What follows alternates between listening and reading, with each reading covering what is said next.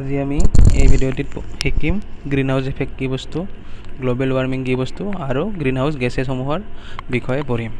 Green house মানে সেউজগৃহ প্ৰভাৱ, গ্ৰীণ হাউচ ইফেক্ট মানে সেউজগৃহ প্ৰভাৱ। এতিয়া আমি ছবিৰ সহায়ত ভালকৈ বুজাই দিম। এইটো সূৰ্য, এইখন পৃথিৱী, এইখিনি বায়ুমণ্ডল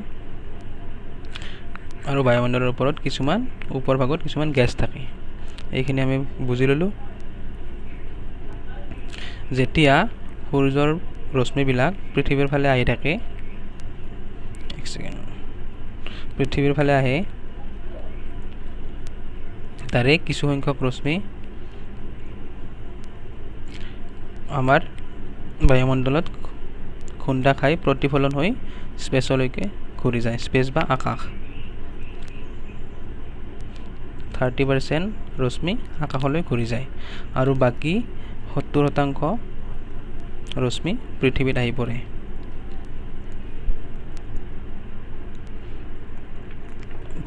পৃথিৱীত আহি পৰাৰ পিছত তাৰে কিছু সংখ্যক ৰশ্মি পৃথিৱীখনে এবজৰ্ব কৰি লয় আৰু বাকী অংশখিনি পৃথিৱীখনে প্ৰতিফলিত কৰি পঠাই দিয়ে, আকাশলৈ পঠাই দিয়ে। কাৰ মাজেৰে? বায়ুমণ্ডলৰ মাজেৰে। সেই সময়ত এটা কথা আৰু জানি লওঁ, এই যে আমি গৰম অনুভৱ কৰোঁ সূৰ্যৰ পোহৰত, এই সূৰ্যৰ কোনটো ৰশ্মিৰ কাৰণে আমি গৰম অনুভৱ কৰোঁ? সেইটো হৈছে ইনফ্ৰাৰেড। সেই ৰশ্মিটোক আমি ইনফ্ৰাৰেড বুলি কওঁ। এই ৰশ্মিবিলাক যেতিয়া পৃথিৱীৰ পৰি কিনে পৃথিৱী এবজৰ্ব কৰাৰ পিছত বাকীখিনি যেতিয়া প্ৰতিফলিত হৈ আকাশলৈ গৈ থাকে, সেই সময়ত আমাৰ বায়ুমণ্ডলৰ ওপৰ ভাগত থকা এটা স্তৰ আছে, সেইটোক কয় গ্ৰীণ হাউচ বুলি কোৱা হয়। সেই স্তৰটোক, সেই গ্ৰীণ হাউচত কিছুমান গেছ আছে। সেই গেছবিলাকৰ কাৰণে এই ৰশ্মিবিলাক, পৃথিৱীৰ পৰা যোৱা ৰশ্মিবিলাক, এই গেছবিলাকৰ কাৰণে পুনৰ পৃথিৱীলৈ প্ৰতিফলিত হৈ ঘূৰি আহে আৰু তাৰ কাৰণেই আমাৰ পৃথিৱীখন গৰম হৈ থাকে। আমাৰ পৃথিৱীখন। আৰু এই প্ৰচেছটোকে কি কোৱা হয়? গ্ৰীণ হাউচ এফেক্ট বুলি কোৱা হয়। বায়ুমণ্ডলৰ ওপৰ ভাগৰ স্তৰটোক কি বুলি কোৱা হয়? গ্ৰীণ হাউচ বুলি কোৱা হয়। আৰু গ্ৰীণ হাউচত কিছুমান গেছ থাকে, সেই যাৰ কাৰণে আমাৰ পৃথিৱীৰ পৰা যোৱা ৰশ্মিবিলাকৰ কিছু অংশ পৃথিৱীলৈ ঘূৰি আহে আৰু পৃথিৱীখন গৰম কৰি ৰাখে। আৰু এই প্ৰচেছটোকে কোৱা হয় green house effect. Green house effect বুলি কোৱা হয়। এইখিনি আমি বুজি পালোঁ। এতিয়া আমি চাম ইয়াতে গ্ৰীণ হাউচত কোনবিলাক গেছ থাকে, যাৰ কাৰণে এই আমাৰ পৃথিৱীৰ পৰা যোৱা ৰশ্মিবিলাক বা তাপবিলাক পুনৰ পৃথিৱীলৈ ঘূৰি আহে। গোটেইখিনি ঘূৰি নাহে, তাৰে কিছু সংখ্যক ঘূৰি আহে।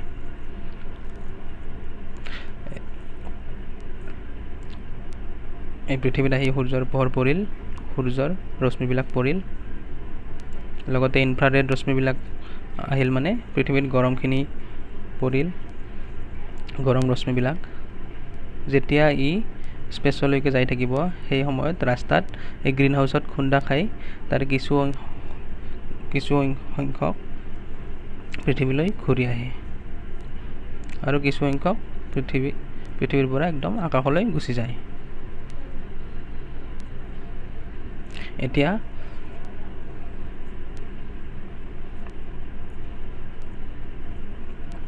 পৃথিৱীলৈ যিবিলাক ৰশ্মি ঘূৰি আহে, সেইবিলাকৰ মূল কাৰণটো হ'ল এই গ্ৰীণ হাউচত থকা গেছসমূহ। সেই গেছসমূহৰ কাৰণে পৃথিৱীলৈ ঘূৰি আহে।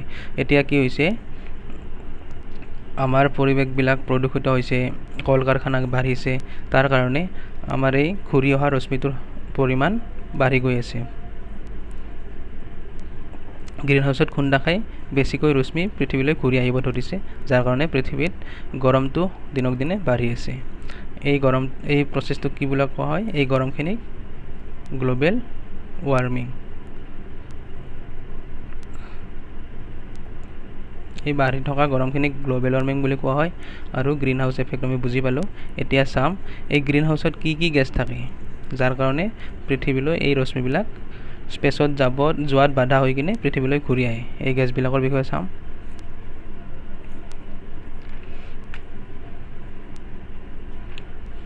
কি গেছ থাকে?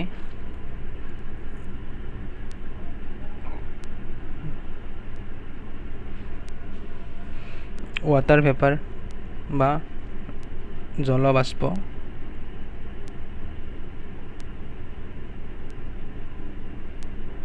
ৱাটাৰ ভেপাৰ থাকে, নাইট্ৰজেন অক্সাইড থাকে, এইবিলাক নোট কৰি ৰাখিব। নাইট্ৰজেন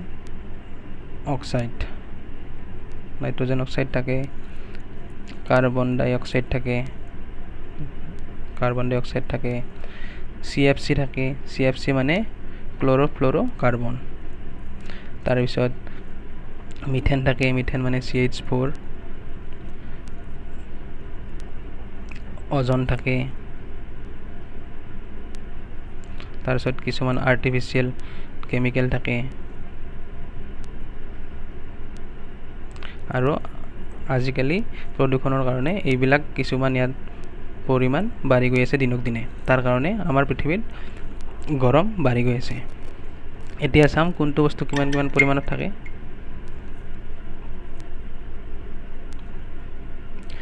আমাৰ ৱাটাৰ ভেপাৰ বা জলবাষ্প থাকে 37 পৰা 72%, 37 পৰা 72% থাকে জলবাষ্প। কাৰ্বন ডাই অক্সাইড থাকে 9 পৰা 27%, CFC থাকে 1 পৰা 3%, মিথেন থাকে 4 পৰা 9%। এই গ্ৰীণ হাউচত গেছবিলাক। অজন থাকে 3 পৰা 7%, 3 পৰা 7% অজন থাকে, আৰু কিছুমান আৰ্টিফিচিয়েল কেমিকেল থাকে যাৰ কাৰণে আমাৰ পৃথিৱীত পৰা ৰশ্মিবোৰ, যিখিনি নালাগে ৰশ্মি সেইখিনি যাব পৰা নাই স্পেচলৈকে, আকাশলৈকে যাব পৰা নাই, আৰু পৃথিৱীত ঘূৰি আহি আছে দিনক দিনে, সেইটো বাঢ়ি গৈ আছে এইবিলাক বস্তুৰ কাৰণে। এতিয়া আমি আৰু দুটা কথা নজনা কথা শিকিম।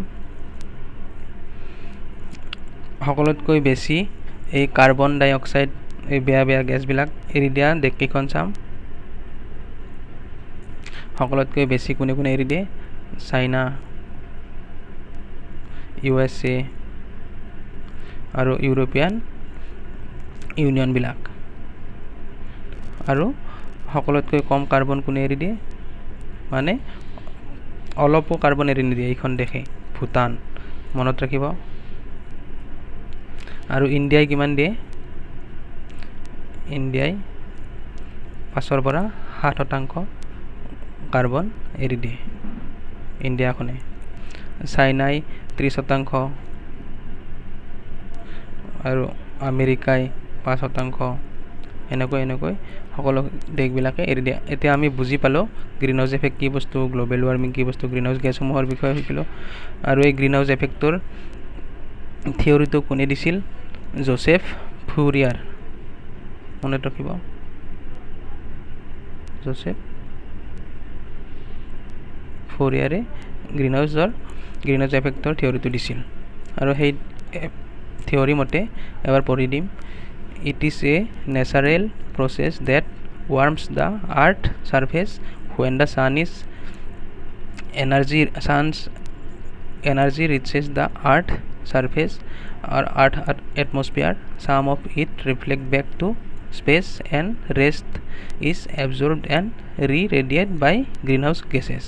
এতিয়া আমি বুজি পালোঁ green house gases, global warming, green house effect, এইবিলাক চব বুজি পালোঁ। থেংক ইউ ভিডিঅ'টো চোৱাৰ কাৰণে। ভাল লাগিলে লাইক কৰিব, চেনেলটো ছাবস্ক্ৰাইব কৰিব। Thank U.